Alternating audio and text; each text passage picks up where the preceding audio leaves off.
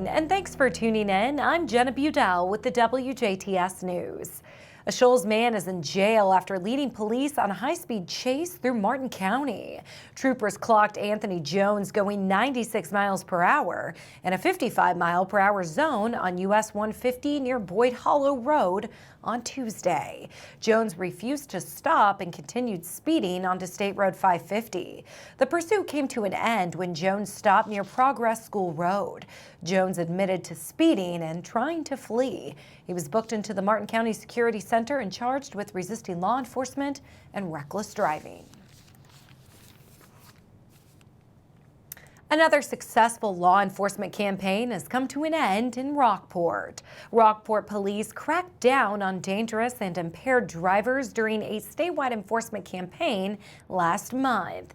During this time, officers issued 116 tickets and made 6 arrests in the city of Rockport and the surrounding areas. 3 arrests were made for drug possession, 2 arrests were made for reckless driving offenses, and 1 arrest was made for resisting law enforcement after a driver attempted to elude an officer. Several speeds more than 30 miles per hour over the posted speed limit were enforced. Dangerous driving accounted for 12% of all crashes and 30% of all traffic deaths in the state in 2019. Despite having fewer drivers on the road last year, 2020 was still one of the highest years for traffic fatalities in the past decade. In Indiana, it is illegal to drive with a blood alcohol concentration of 0.08 or higher. Drivers under the age of 21 with a BAC of 0.02 or higher are subject to fines and having their license suspended for up to 1 year. With warmer weather here, drivers are encouraged to share the road safely by slowing down, avoiding distractions, buckling up, and either driving sober or designating a sober driver. It is the latest milestone number in Indiana's coronavirus vaccinations efforts. The State Department of Health says 1 million people in Indiana have now been fully vaccinated. Another 500,000 people have gotten at least 1 dose of the vaccine. The state says since last March, almost 681,000 people tested positive for the virus. Nearly 98% of them have recovered from it. Du Bois County is ending the work week with a slight increase in COVID-19 cases. The Indiana State Department of Health reported 9 new cases and no additional deaths on Friday. This brings the countywide total of COVID-19 cases to 6,018 and 114 deaths. The county's 7-day rolling average for all positive tests is 4.1%. To see a breakdown of the county's COVID-19 cases by age group and for more information, visit coronavirus.in.gov. 24,349 Hoosiers have become fully vaccinated in the last 24 hours. In total, 1,042,768 residents have been fully vaccinated for the virus as of Friday afternoon. To schedule a vaccination, visit ourshot.in.gov. German American Bank has announced its sponsorship of this year's EverFi Financial Literacy Bee. The EverFi Financial Literacy course is available for students and their parents. The course features 4 short digital lessons followed by a capstone essay contest in which students share a short-term or long-term savings goal and outline their plan to achieve that goal.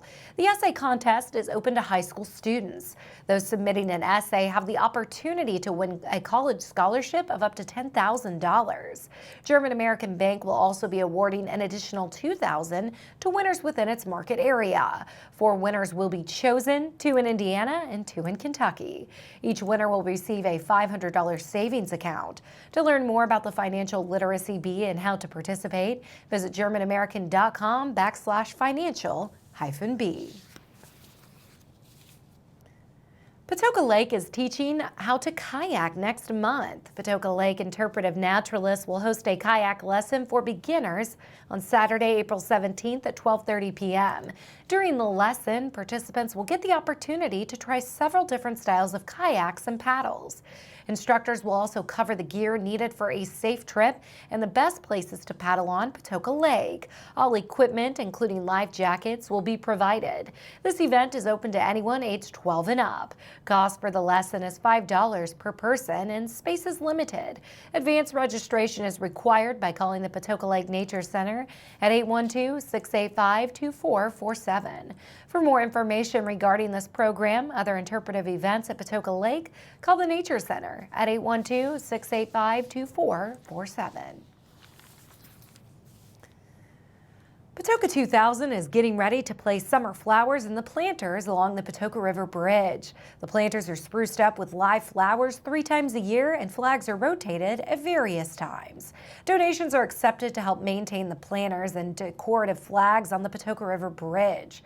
In order to defray costs, Patoka 2000 seeks donations from individuals or businesses throughout the community. Donations can be made in any amount payable to Patoka 2000.